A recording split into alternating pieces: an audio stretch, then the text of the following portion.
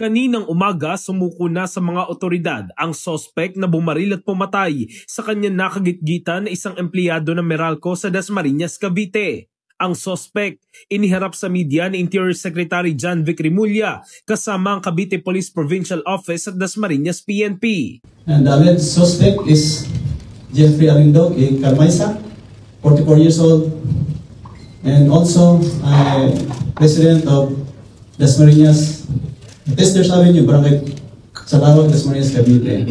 August 27 nang mangyari ang krimen kung saan 2 beses na binaril sa ulo ng sospek ang biktima matapos magkagitgitan sa daan. Sa investigasyon ng Dasmariñas PNP, road rage ang dahilan ng krimen. Sa investigation natin, yun po talaga ang dahilan, yung road rage. Sinundan ng biktima natin yung suspect hanggang sa nagkagitgitan sila. Hanggang sila nag-aabot sa may kusan yung insidente nangyari pa.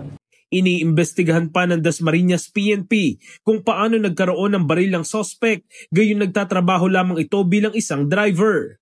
Noong Biyernes, sinampahan na siya ng kasong murder. Nagpasalamat naman ng Meralco kay DILG Secretary Remulla at sa kapulisan sa kanilang pagsusumika para matuntun at mahuli ang sospek. Umaasa naman ang Meralco na mas mapapabilis na ang pag-usad ng kaso at ang paglilitis para mapanagot ang sospek sa batas.